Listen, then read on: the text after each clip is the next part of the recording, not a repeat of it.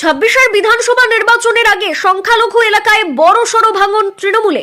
ওয়াকফ বিল ও দুর্নীতির প্রতিবাদে তৃণমূল ছেড়ে আইএসএফ এ যোগদান করলেন তৃণমূলের প্রাক্তন অঞ্চল সভাপতি সহ প্রায় ৬০০ জন তৃণমূল কর্মী। এছাড়াও এদিনই সিপিআইএম ও কংগ্রেস ছেড়ে আইএসএফ এ যোগ দিয়েছেন প্রায় ২০০ জন। এ ঘটনা পলাশীপাড়া বিধানসভার পাথরঘাটা ২ গ্রাম পঞ্চায়েত এলাকার।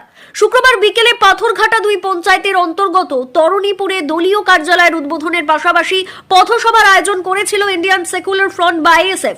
সেই সভাতেই পাথরঘাটা ২ অঞ্চল তৃণমূল কংগ্রেসের প্রাক্তন অঞ্চল সভাপতি সহ প্রায় ৬০০ জন তৃণমূল কর্মী সমর্থক এবং সিপিআইএম ও কংগ্রেস ছেড়ে আরো প্রায় ২০০ জন নেতা কর্মী যোগ দিলেন আইএসএফ এ। তৃণমূলের প্রাক্তন অঞ্চল সভাপতি জাকির হোসেন মন্ডলের অভিযোগ, মুখ্যমন্ত্রী মমতা বন্দ্যোপাধ্যায় ওয়াকফ বিলের বিরোধিতা না করে কার্যত তাতে সহযোগিতা করেছেন। এরই প্রতিবাদে এবং দুর্নীতির বিরুদ্ধে প্রতিবাদ জানিয়ে তাদের এই আইএসএফ এ যোগদান।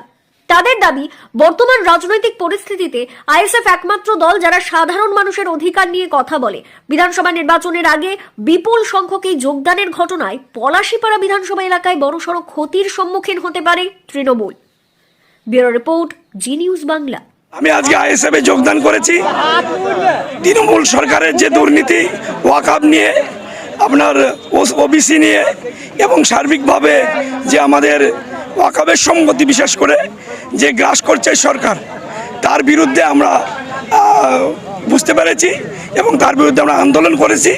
সেই আন্দোলনে আমাদের দিদি সেই আন্দোলনকে আমাদের প্রায়োরিটি দেয়নি, তার জন্য আমরা মূলত এই দলে যোগদান করেছি।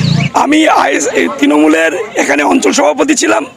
আমি গত ৩ মাস আগে অঞ্চল সভাপতি থেকে ছেড়ে দিয়েছি এবং এখানে আমার সহকর্মী যারা ছিল, বন্ধুবান্ধব, আমরা ৬০০ জন, মোটামুটি ৬০০ থেকে ১০০০ জনের মধ্যে আর কি তৃণমূলের ৬০০ জন, বাকি অন্যান্য দল থেকে টোটালি ৮০০ থেকে ১০০০ জন আমরা এখানে যোগদান করেছি। পলাশীপাড়ায় আমরা যে আবহাওয়া দেখছি, এতে 100% আইএসএফ এখানে জিতবে, এটা আমরা শিওর দিতে পারি। আমি কালীগঞ্জ বিধানসভার অবজারভার আইএসএফের এবং আমার এই পাথরঘাটা ২ নম্বর অঞ্চল এবং এই জাকির ভাই আমাকে অনেক দিন আগে থেকে ফোন করে যে আমার পুরো সৈনিক আছে, উনি টিএমসির একটা অঞ্চল সভাপতি ছিলেন, উনি আমাকে কয়েক মাস থেকে ফোন করে যে ভাই আমরা পুরো ৮০০,০০০ জন আছি, আমরা টিএমসি ছেড়ে আমি আজকে আইএসএফ যোগদান করব, আমাদের এখানে একটা সুব্যবস্থা করে দেন।